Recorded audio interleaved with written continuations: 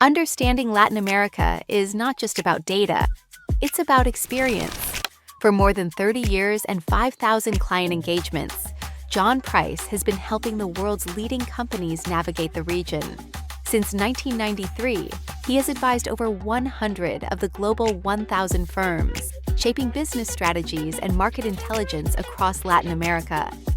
Founder of Info Americas, later part of Kroll, and now co-founder of Americas Market Intelligence, John has built and led some of the region's most influential insights platform. Today, he advises companies across 20-plus industries, bringing a level of strategic perspective few can match. One of the most respected voices on Latin America's business landscape. Please welcome John Price. Gracias, Fernanda. Buenos días a todos. Ha sido un placer, la verdad, estar involucrado en esta conferencia desde su principio, hace 4 años. Y siempre le pregunto, oye, hay que encontrar otros para hacer esa apertura de la conferencia. Y Connie me dice, cada año sondeamos a los lectores del evento y siempre dicen que vuelve el gringo. Así que gracias. Estamos en un momento muy interesante en la historia de nuestra región, pero antes de comenzar en eso les voy a contar un poquito de dónde viene mi perspectiva. Yo llevo 33 años analizando los mercados latinoamericanos desde que comencé una empresa dedicada a eso en México en 93. Y eso significa que nuestros equipos han sobrevivido 7 recesiones en América Latina. Y si es cierto que aprendemos de nuestros errores y de nuestras fallas, hemos aprendido mucho. Nosotros lo que hacemos es ayudamos a nuestros clientes de crecer su negocio, medir su negocio y proteger su negocio adentro de América Latina. Trabajamos en ciertos sectores y lo que realmente el valor que agregamos es no solamente la cobertura que tenemos de la región, nuestro equipo, en 90% de nuestra gente están entre 6 países en la región, sino también tenemos expertise en ciertos sectores. Bueno, ¿qué diferencia hace un año? Hace un año aquí estuve en el escenario y estuvimos todos, como dicen en inglés, like deers in the headlight. Porque habíamos sufrido 6 meses de tweeting y de incertidumbre, y lo que sucedió el año pasado es que todos nuestros clientes no hicieron nada por 2 trimestres. Hasta julio empezaron a realizar que todo ese ruido realmente no me está afectando mi mercado. Y este año enfrento un nivel de resiliencia entre nuestros clientes. Se sienten blindados. Mira lo que ha sucedido nada más en los últimos 3-4 meses. Una invasión de un país, una guerra en otro país, incertidumbre en Estados Unidos, en Rusia, en China, en Europa. Tantas distracciones que nos olvidamos a veces lo que importa a nuestro negocio. Estos son ejemplos de eventos geopolíticos que han tenido casi 0 impacto en sus negocios en América Latina. Pero ¿cuánto tiempo han dedicado a leer artículos sobre esto? El hecho es que vivimos en un mundo donde los medios están dominados por 3 o 4 países. Y por ende estamos muy enterados de lo que sucede en Washington o en Londres o en Moscú, y mucho menos entrar lo que sucede en nuestros propios países. Y eso es un error. Si uno se deja ser distraído por eso, se pierde realmente lo que sucede.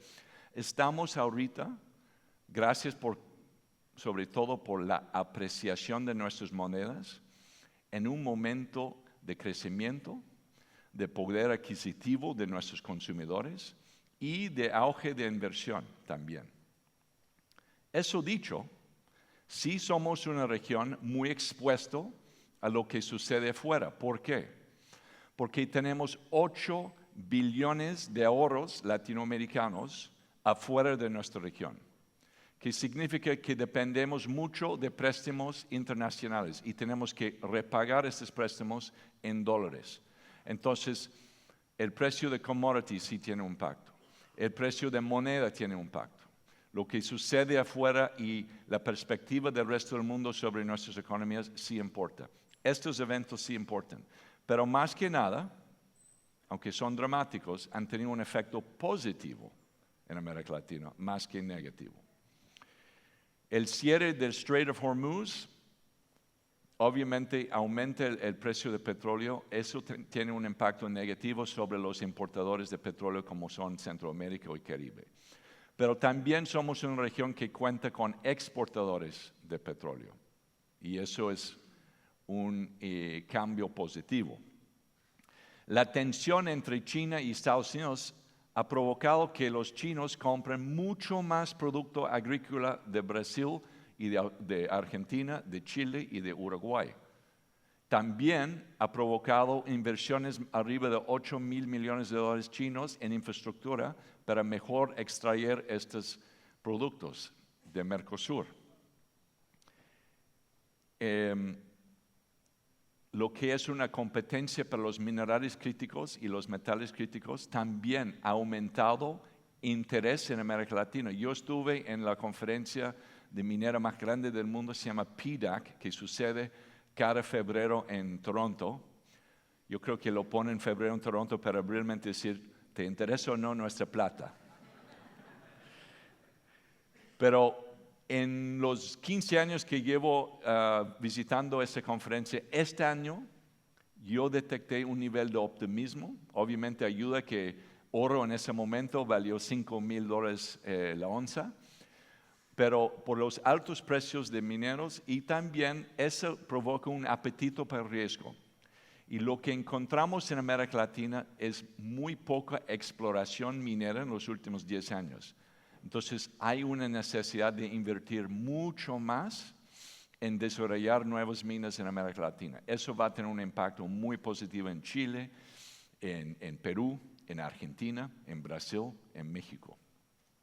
Y lo más importante, todo ese pleito entre el presidente Trump y el Banco Central de Estados Unidos y la presión política de mantener tasas de interés bajo, eso sí tiene un impacto global. Y eso ayuda a que nuestras monedas se fortalezcan. Que para los exportadores de commodities como Sudamérica es positivo. Para los que exportan producto asemblado como México o Centroamérica es menos positivo. Y para el consumo en toda nuestra región, entre más fuertes nuestras monedas, más poder adquisitivo tenemos. No importa que su producto sea fabricado en su país, va a tener un componente dolarizado y por ende monedas más fuertes, consumo más riguroso. Y mira las cifras. Importaciones y exportaciones van a crecer más o menos 5% al año los próximos 3 años. Pero la tasa de crecimiento de inversión extranjera directa subiendo casi 10% al año. Eso sí es un cambio. Eso significa que el resto del mundo, y a veces la perspectiva de los latinos sobre sus propios mercados es más positivo de lo que perciben los extranjeros. Ahorita estamos en un momento revés. Cuando yo voy a conferencias en Londres o en Nueva York o en Asia, hablan maravillas de América Latina, del futuro de América Latina, que cuentan con los recursos, con la gente, con todo lo que se necesita para crecer. Nosotros en nuestros propios países no somos tan optimistas. Yo siempre digo, América Latina desde 30,000 pies arriba se ve bonito. Cuando está unos 1,000 pies arriba se ve muy feo. Pero luego cuando estás en el piso, saludando a la gente, conociendo a la gente, haciendo relaciones y negocios, se ve nuevamente bonita. Hay que moderar nuestra perspectiva dependiendo obviamente de dónde operamos. Mira, tan importante que sea inversión extranjera directa, la inversión de ustedes es 7.5 veces más importante. Entonces, esa percepción del inversionista local es realmente lo que mueve sus países. Y en México, por ejemplo, desde que entró AMLO, hemos detectado un pesimismo entre la clase inversionista en México, que no se ha resuelto con el cambio de poder. Y hemos visto una salida, una fuga de capital de México de unos 150 mil millones de dólares desde que entró AMLO. Entonces sí, la percepción del inversionista de América Latina es importante. Por eso los buenos políticos durante la campaña comuniquen como dividen la gente, ¿no? Ataquen la gente más rica, porque así se ganan las elecciones. Pero los listos, una vez que están en poder, ya pacifican esos argumentos, porque no quieren que pierda el dinero, que salga el dinero. ¿Quién fue el maestro de esto? Lula, Cardoso, en su momento Bachelet en Chile, porque una vez en poder se dieron cuenta que si no hacen atractivo para la clase inversionista, se van el dinero. En Colombia perdimos 4 años de crecimiento económico precisamente porque el presidente Petro no entendió esa lección. Seguía con su discurso conflictivo una vez que era elegido y ha costado el país. El consumo, que ha sido creciendo en dólares, 3.5% los últimos 3 años, está por duplicarse. ¿Por qué? ¿Vamos a comer doble lo que comimos los últimos 3 años? No. Por el cambio de nuestras monedas. Mira, eso es un poco economista nerdy, pero real interest rates significa la diferencia entre la tasa de interés establecido por el Banco Central menos inflación. Entonces, cuando tú compres bonos emitidos por diferentes gobiernos, tesobonos en Estados Unidos, CETES en México, etc., lo que tú esperas es el real interest rate, lo que vas a ganar este año, menos inflación. Y mira la diferencia. Este año en Estados Unidos, si tú compras tesobonos, pierdes dinero. Pierdes dinero. Entonces, obviamente no vas a comprar tesobonos, vas a poner tu dinero en bonos de Brasil, o de Colombia, o de México. Y eso ha sido el factor número 1 por el superpeso y por el superreal y por el auge del valor del peso colombiano también.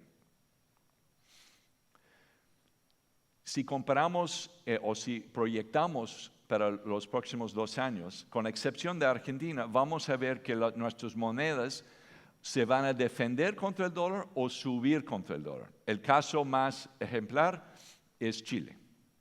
Porque en Chile, primero tenemos un cambio político que provoca que los ricos chilenos que sacaron su dinero por miedo de Boric ya lo están volviendo.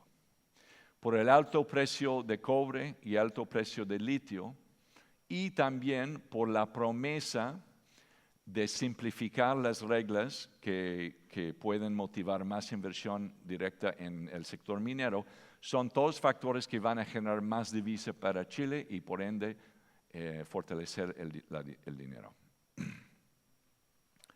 Entonces, ¿qué está atrás de este optimismo? ¿Qué está atrás de este crecimiento que se espera en nuestra región? La política, yo siempre creo que la política siempre es un tema local. Nunca he conocido un argentino que votaba pensando en lo que sucede en Brasil. Nunca he conocido un chileno que está pensando en lo que sucede en México o Venezuela cuando él vota. La política es local. Entonces, ¿cómo es posible que nuestra región tiene una tendencia, ese famoso péndulo, que está dirigiéndose a la derecha? ¿Qué está atrás de eso? Bueno, tiene que ver con el hecho de que sufrimos simultáneamente todos nuestros países el COVID. El COVID comenzó como una crisis de salud, porque no tuvimos la infraestructura adecuada para tratar a la gente cuando se enfermaran. Por lo mismo, y por el hecho de que en muchos casos nuestros tenemos 3 generaciones conviviendo, aplicamos las medidas más fuertes que había, cuarentenas. Pero vivimos en regiones donde 60% de nuestras poblaciones trabajan informalmente. Entonces, una cuarentena significa tú no ganas nada. Mañana tu ingreso va de 100 a 0. Yo, como burocrático, trabajando a gusto desde mi casa en Zoom, yo decido si tú vives o mueres, si tu familia come o no. Imagínate el rencor que eso provocaba y la división de nuestras sociedades que causaba. 30 años de progreso paulatino, de disminuir la diferencia de ingresos entre nuestras sociedades. La mitad de ese progreso desapareció en 8 meses de cuarentena. Una crisis de salud convirtió en una crisis económica y luego por la división que provocó una crisis política. Y a finales de 2022 tuvimos 7 populistas de la izquierda liderando las 7 economías más grandes de nuestra región. ¿Pero qué sucedió? No terminó tan malo que pensamos. ¿Por qué? Algo que no nos dimos cuenta hasta que realmente llegó la prueba es que tenemos instituciones en nuestros países. El caso más exitoso de retener el populismo fue Colombia. Gracias a pluralidad en el Congreso, gracias a hacer una economía abierta con una moneda que flota y que está sensible al movimiento de capital, el hecho de que tenía un banco central independientemente liderado y por los diferentes acuerdos comerciales que tenían con varios países, todos estos ayudaron a frenar los instintos de Petro. Él prometió 32 reformas y cumplió 1, diluteado. Entonces, Colombia es un excelente ejemplo de que tenemos ya un nivel de institucionalidad que nos ayuda a limitar el daño de un populista. México, lamentablemente, no tenía eso. En México, el partido AMLO, a pesar de lo que pienses de él como administrador económico de México, como político fue genio. En 6 años construyó un partido político que domina el gobierno de su país como ningún otro país en nuestro hemisferio. Que no solamente tiene un super majority entre los representativos y el Senado, controla el Ejecutivo, y gracias a la reforma judicial también va a tener mucha influencia en los cortes. Lamentablemente, el poder absoluto produce corrupción absoluta. Y el hecho es que el partido Morena no contaba con el apoyo del mundo ejecutivo, como tenía el PRI o el PAN. Entonces, cuando ganaron las elecciones AMLO y quería extender su poder para dominar también los estados del norte de México, donde el Morena no tenía mucha presencia. Primero, secuestró el fondo minero. Estos 7.5% de regalías que pagan los mineros en México, que ha sido históricamente uno de los políticos más admirados en el mundo minero, porque dirige el dinero directamente a la municipalidad, lo quitó y lo utilizaba para financiar la expansión del partido en el norte. Y luego hizo colaboraciones con los narcos para la logística del voto, para que los narcos pagaran los autobuses para llevar a los campesinos a las urnas, para pagar, darles comida, darles regalos, etc. Morena y narcos están así. Y ahora y Sheinbaum heredó esa situación. Ella es mucho más técnica, es una tecnocrática, pero se debe todo su éxito político a su fieldad a AMLO y al partido. Y ahí es donde se encuentra México hoy en día. Por un lado, tiene que servir la lealtad de Morena y su alianza con los narcos, y por otro lado, el sector privado y también presión de Washington está diciendo no, tienes que reformar el partido. Y así es la diferencia. Pero en la demás de nuestros países, las instituciones sirvieron para limitar el populismo. Otro factor. Nuestras economías, nuestros sistemas fiscales dependen mucho de recaudar fondos de nuestras industrias más exitosas, que son commodities. Por ejemplo, en México, 1/3 de la recaudación de impuestos viene del sector petróleo, a través de Pemex. En Colombia también gana mucho impuestos el sector carbón, petróleo. En Chile depende mucho del sector minero. Entonces, entre 2003 y 2013 vivimos, era la década de oro de América Latina, porque tuvimos altos precios de commodities y bajos costos de dinero. La tasa de interés era muy bajo. Y no importaba cuánto gastaban los gobiernos, podrían mantener un nivel de déficit bastante aceptable. Pero cuando cayó el precio del petróleo en 2013 y además otros commodities, empezamos a ver una subida de los déficits. Los gobiernos, algunos intentaron de cortar gastos. En Ecuador intentaron quitar el subsidio de gasolina. Provocaba mucha protesta. Entonces los gobiernos aprendieron mejor que subo los impuestos que bajar los costos. ¿Quién cambió eso? Javier Milei. Javier Milei, por su combinación de las mañaneras que mantiene la calle satisfecho con los avances de su gobierno y su personalidad, que es medio loco, pero está rodeado de tecnocráticos, un par de excepciones, pero su hermana número 1, pero en su mayoría la gente alrededor de él es súper capaz. Entonces están haciendo el trabajo difícil de reformar la economía mientras él mantiene la calle satisfecha. Esa combinación es lo que se necesita en todos nuestros países. El presidente tiene que ser populista en su forma de ser, pero tiene que ser también dispuesto de dejar que los tecnocráticos hagan su trabajo. Y lo que ha mostrado es que sí se puede cortar gastos, hacer chiquito el gobierno y mantener la popularidad. En los midterm elections ganaron su partido y sus aliados. Entonces, yo creo que eso va a tener un impacto en la política en Chile. Dependiendo obviamente quién gana en Perú y quién gana en Colombia, también podría tener un impacto ahí.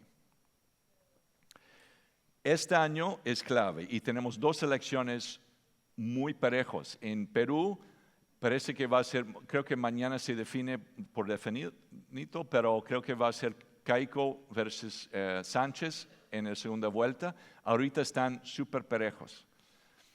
Keiko tiene 60% voto negativo, así que ella tiene que convencer al votante que ella es el menor de 2 malos. Y en el caso de Colombia, Cepeda va a ganar la primera ronda, Esperilla o Paloma va a ser segundo.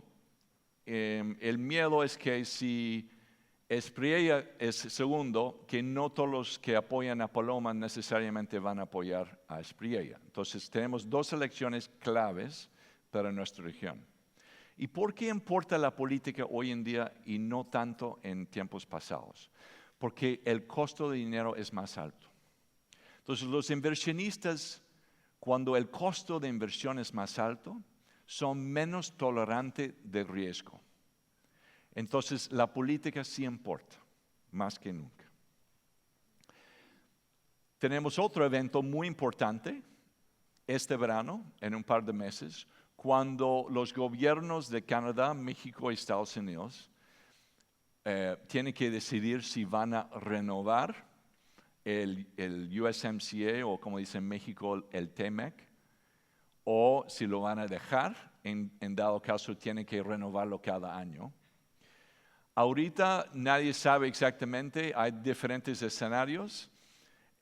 Un escenario que no está pintado aquí es que los norteamericanos rompen el acuerdo y forman un acuerdo separado, uno con México, otro con Canadá. El problema es que para hacerlo y para mantener en vigor comercio libre entre estos países, eso representaría un esfuerzo de trabajo enorme. Y francamente el gobierno norteamericano está distraído en otras cosas. Entonces yo creo que lo más probable es que no hacen nada. Como dicen en inglés, kick the can down the road, ¿no?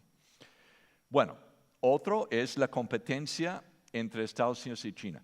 China lleva 26 años, poco a poco, integrándose en la economía de América Latina. Al principio su interés era de comprar commodities de América Latina y luego invertir o más bien ocupar su industria de construcción y ingeniería, que ya perdió su trabajo en China porque sobreconstruyeron, buscar nuevos proyectos para esta gente. Se inventaron el programa global de expansión de infraestructura de China y América Latina sirvió para ayudar a extraer estos commodities. Y luego los fabricantes chinos buscaron nuevos mercados para sus productos, sobre todo los automóviles.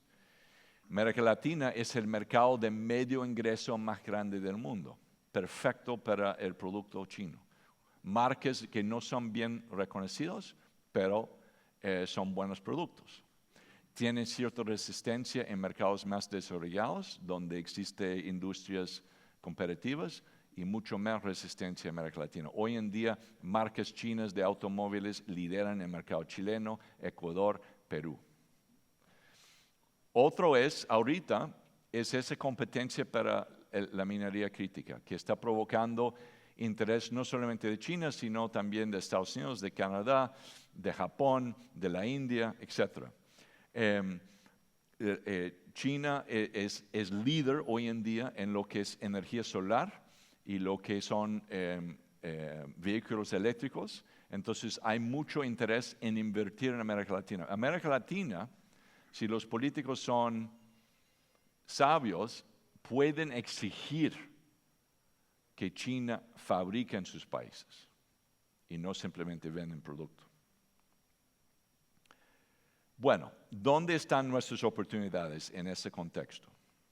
Primero, entre este año y el año entrante, Brasil va a representar casi 40% del crecimiento neto de nuestras economías en dólares. México, que típicamente ocupa una porción más grande, va a ser como 20% de ese crecimiento. Y mucho de eso va a ser nivel de maquila, no necesariamente nivel de consumo. Mira qué tan grande es Chile. Chile representa, creo que 6% de nuestra economía regional, pero en los próximos 2 años va a ocupar como 15% del crecimiento. Y sobre todo va a ser consumo. Chile va a ser un mercado muy interesante a nivel de consumo. Y Argentina también. El levantamiento de poder adquisitivo en Argentina, yo estuve en los 2 países hace 2 semanas y es impresionante el movimiento de consumo en Argentina, algo que no he visto en muchos años. Nuestras media clases ya están creciendo nuevamente. Recibieron un golpe enorme durante COVID, se tardaron un poquito en recuperarse, ya están recuperándose. Ya está ganando, digamos, mercado de todo el ingreso de nuestros países. Pero en momentos volátiles, ¿quién gana? Los ricos. La clase afluente está creciendo a un ritmo doble de la media clase ahorita. Entonces, si sus productos, sus servicios atienden a ese mercado, se define que con ingreso por hogar arriba de $75,000 al año, es un mercado muy creciente ahorita en nuestra región. Bueno, les voy a contar de 12 industrias que están creciendo rápidamente. Curiosamente, muy pocos tienen que ver con el consumidor. Porque como mencioné al principio, lo que realmente está creciendo por la primera vez en mucho tiempo es inversión. Entonces, y eso es bueno, eso es lo que necesitamos para realmente realizar nuestra potencia de consumo. Necesitamos invertir en infraestructura. Y estamos viendo data centers, cloud, IA creciendo a 20% al año. E-commerce sigue creciendo, depende del país, de 10 a 25% al año. Los vehículos eléctricos, sobre todo, no necesariamente para consumidor, sino industriales, comerciales, transporte público, están creciendo muy rápidamente. Agritech y Farm Automation. Es impresionante, uno de los sectores más modernizados en América Latina, sobre todo entre el sur de Brasil, Argentina y Uruguay, es nuestro sector agrícola. Y utilizan tecnología. Hay granjeros en Uruguay que monitorean miles y miles de hectáreas con drones hoy en día. Y esos drones miden el nivel de humedad en las tierras para que están dando agua solamente a las porciones que lo necesita, etc. Sumamente modernizado, y esa tecnología tiene mucha demanda porque es un sector dolarizado, es un sector que sigue creciendo, no importa la economía doméstica. Renovables y BESS, que es la tecnología de almacenamiento de energía, las grandes pilas industriales. Gracias a las reformas regulatorias, tanto en Chile como en Brasil, como en otros países, estamos viendo finalmente la realización de potencia de esta industria. También en nuestras economías digitales, como el fintech, como cybersecurity y como la transformación digital, todos estamos evaluando en nuestros negocios cómo va a cambiar nuestros negocios el IA. En la consultoría tenemos que reinventarnos, pero realmente aplicar el IA en nuestros servicios. Y todos ustedes, no importa la industria, va a ser impactado por eso. Y hasta la economía física, tanto el sector minero como la logística. La logística está impulsado por e-commerce y por nearshoring, por los cambios de supply chain en nuestras economías. Eso provoca demanda entre las compañías de logística. Y en tiempos pasados he hablado del hecho de que nuestra región está envejeciéndose más rápidamente que cualquier región del mundo. No somos los más viejos, pero ese cambio de ir de 5 niños por mujer a 1.8, donde estamos ahorita, que es menos que Italia, es un cambio dramático en nuestras sociedades. Y eso, nuestras poblaciones donde hay crecimiento, es entre la gente de tercera edad. Estamos cerrando escuelas para niños y convirtiéndolo en lugares para atender a los de tercera edad. Procter & Gamble tiene 5 líneas de pañales en la Ciudad de México. 2 de ellos son pañales para viejos. Estamos cambiando y ahí es crecimiento. Si no identifiquen su industria entre estos, piensen en estas tendencias. Primero, la digitalización de nuestro consumo y nuestra moneda. El e-commerce en América Latina sigue creciendo porque la penetración de retail tradicional es poco. Si tú no vives entre las 10 ciudades más grandes de América Latina, tú no vas a encontrar ciertos libros que quieres comprar. Si quieres comprar palos de golf y vives en una ciudad segundo o tercer nivel, no lo vas a encontrar. O tienes que ir a gran ciudad o esperar tu próxima visita a Miami para hacer las compras, o lo compras en línea. Por eso la penetración de e-commerce en América Latina va a superar el nivel de Estados Unidos, porque el footprint de retail en Estados Unidos es enorme. no se necesita comprar en línea. Se puede comprar en su propia ciudad. El tráfico de nuestras sociedades, de los 100 ciudades del mundo donde el tráfico es el peor, unos 12 se encuentran en América Latina. Entonces, se pone a pensar 2 veces, ¿voy a gastar 4 horas en cruzar la ciudad para hacer mis compras o lo voy a comprar en línea? Electrificación. La demanda para energía en nuestros países está creciendo a unos 6 a 10% al año. Eso es triple de lo que era. La diferencia, IA y data centers. Nearshoring. Vamos a ver más y más conflicto entre China y Estados Unidos. Y hoy existe más y más aranceles y obstáculos de importación de productos fabricados en China hacia Estados Unidos. También México ha levantado los aranceles contra China y va a continuar. Vamos a ver también otros países de América Latina levantando aranceles. ¿Por qué? No por presión de Washington, sino por presión de sus propios fabricantes. Entonces, más y más fábricas van a tener que trasladarse a América Latina para atender los mercados aquí y también para exportar a Estados Unidos. Tenemos mucha presión para ser más productivos. En este mundo de IA y nuestro mundo inflacionario tenemos que ser más eficientes porque los clientes no están dispuestos a pagar más. Tenemos que cortar gastos.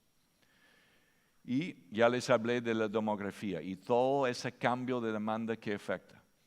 Si venden ropa para niños, cambia su negocio. Si atienden a los viejos con algún servicio, expande su negocio. Hay que darse cuenta de ese cambio demográfico. Bueno, con eso termino y aquí tienen mis datos y bueno, estamos abiertos a cualquier pregunta. Tenemos un par de minutos.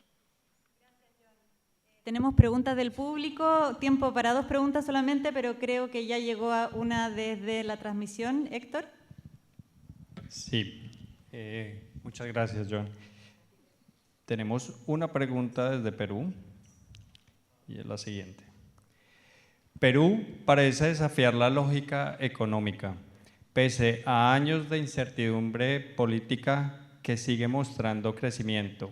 ¿Cómo se explica esa resiliencia? Alberto Fujimori. Él transformó la economía en el sentido de que Perú hasta la fecha, aunque se ha complicado el marco regulatorio en los últimos 10 años, poco a poco, sigue siendo de los gobiernos más chiquitos en América Latina. Y también en su gobierno pusieron la ley minera y también las leyes que apoyan la inversión en el sector energético fueron muy claros y no han cambiado a pesar del cambio político, y eso ha dado confianza a los inversionistas en estos 2 sectores, y son 2 sectores que generan divisa. Eso es importante, porque eso ha permitido que el Banco Central pueda mantener tasas de interés muy bajos, y también ha sido muy bien manejado el Banco Central de Perú. Entonces, entre las leyes que promueven la inversión, el Banco Central, eso ha ayudado a bajar el costo de inversión y permitido que los bancos y otros que presten dinero formalmente pueden prestar dinero a la media clase. Hoy en día vas a la suburbia del norte de Lima y encuentras una clase de empresario chiquito con mucha plata. Hace 15 años esa gente fue empobrecido. Entonces, esa estabilidad económica permite que la gente que está dispuesta a trabajar entre la clase obrera suma. Entonces, eso ha sido la clave del éxito. Y también un Congreso que no permite que el presidente realmente cambie el esquema legal del país. Eso ha sido fácil. Pero el costo es lo siguiente. Sin tener pluralidad política en su sistema, significa que no hemos visto grandes proyectos de inversión en obras públicas en Perú en una década. Eso eventualmente te cuesta la productividad de logística, te cuesta la productividad exportada. Necesitas estas obras públicas para realmente sostener la productividad de su país. Y eso está en peligro en Perú. Muchas gracias, John. Tenemos una última pregunta del público. Buenos días, muchísimas gracias. Una muy ilustrativa presentación. Soy Ángela María Camacho, miembro de la Junta Directiva de FEBICHAM, Federación de Cámaras Binacionales aquí en Miami. Mi pregunta es, cuando uno mira lo que ha pasado con Panasia o lo que ha pasado con la Unión Europea, desde el punto de vista del mercado, estrictamente mercado, ¿qué hace falta para que América Latina pueda resaltar todas esas fortalezas y oportunidades que tú has mencionado y se pueda convertir en un bloque económico? Hemos visto como los gobiernos, los bancos multilaterales han tratado de hacerlo, pero desde el punto de vista de comercio, ¿cómo lograría una integración Latinoamérica que lo permitiera tener esa fortaleza que requiere para competir a nivel internacional? Pequeña pregunta. Bueno, primero les recomiendo leer mi libro, Can Latin America Compete?, que se publicó en 2007, donde identificamos 14 factores de competencia nacional. Lamentablemente, las lecciones de ese libro todavía se aplican. Mira, primero, yo no creo que… Primero, las economías de América Latina, con la excepción de Centroamérica, son muy grandes geográficamente, y entonces no hay realmente la necesidad de unirse en un bloque económico para palanquear eficiencia. Más bien, si quieres que Brasil sea más eficiente, no necesita integrarse con Uruguay o con Argentina, sino hay necesidades de reformas de dentro de Brasil. El otro es que nuestras economías en términos comerciales, sobre todo en Sudamérica, somos países que exportan commodities más que nada. Entonces, por eso compiten uno con el otro y no hay complementariedad. El comercio, las uniones de diferentes países comercialmente funcionan bien cuando hay complementariedad, y la verdad no hay. Lo que complementa América Latina, sobre todo Sudamérica, el país perfecto de complementariedad es China, porque China cuenta con capital, China cuenta con un mercado enorme de consumo, China cuenta con tecnología. América Latina necesita capital, necesita tecnología y está abundante de recursos naturales. Entonces se complementan bien. Por eso ha tenido tanto éxito la integración comercial entre los dos, entre China y Sudamérica. Con Estados Unidos ha sido más difícil, porque en algún momento bajo Clinton tuvimos el FTAA, casi por cerrar, pero a final de cuentas, el sector granjero en Estados Unidos se dieron cuenta que Brasil era más competitivo.